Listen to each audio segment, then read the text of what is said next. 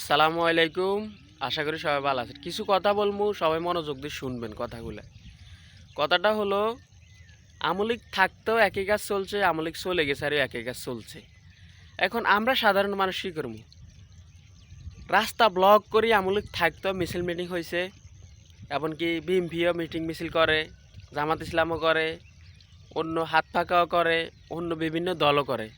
আসলে ভাই আমরা তো সাধারণ মানুষ, আমরা রাস্তার মানুষ। আমরা রাস্তার মানুষ রিক্সা চালাই, ঘন্টার পর ঘন্টা যদি আমরা লাইনে দাঁড়ায় থাকা লাগে 2-3 ঘন্টা 3-4 ঘন্টা, তাহলে আমরা চলবো কীভাবে? যেই দল আসে এই দলের নিজের ক্ষমতা প্রয়োগ করে রাস্তাঘাটের মধ্যে জামজট করি আমাদেরকে সিরিয়ালে দাঁড় করে রাখে। তবে আমরা চলবো কিনে? যেখানে চালাইতে হয় 500 টাকা, ওইখানে যাওয়ার মধ্যে হয়ে চালা লাগে 50 টাকা। তা আমরা সাধারণ মানুষ কী করবো? চলবো। আপনাদের স্বার্থের কারণে আপনারা রাজনীতি করেন, হাঁকাতে আমরা মরে যাই। ভাই কথাটা হলো, আমলিগ থাকতো মানুষ 3 গেলেই রাস্তা ব্লক করে দিত। এখন আমলিগ চলে গেছে, তাও এরকম হয়।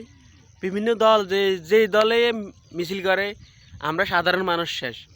তবে সবচাইতে এমন একটা দল চাই, আমরা সবচাইতে ভালো একটা দল চাই, যে দল সবচাইতে জনগণের প্রাধান্যটা বেশি দিবে।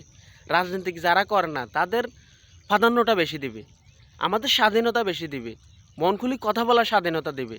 তারা মিটিং মিছিল করবে বা তারা মিছিল করবে, তারা একসাথে মিছিল করবে।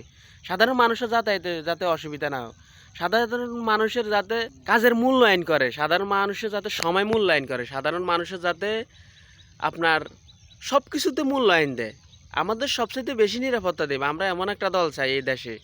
আমরা আর কোনো আমলিকের মতন ওই যে রাস্তা ব্লক করি ঘন্টার পর ঘন্টা দাঁড়ায় থাকমু, এই ব্লক করি দিমু, মানে সাধারণ মানুষ যাতায়াত করতে পারবে না, রিক্সাওয়ালার উঁচু গলা কথা বলতে পারবে না। আমরা এমন দল চাই না। আমরা এমন একটা দল চাই, একটা টোকায় যাতে তার মত প্রকাশ করতে পারে, একটা টোকায় যাতে তার স্বাধীনতা নিয়ে চলতে পারে।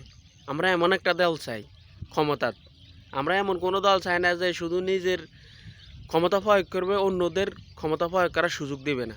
আমরা এমন একটা দল চাই এই দেশে, যাতে দল মত নির্বিশেষে সবাই একসাথে চলতে পারি, যার যার স্বাধীনতাটা সে বজায় রাখতে পারি।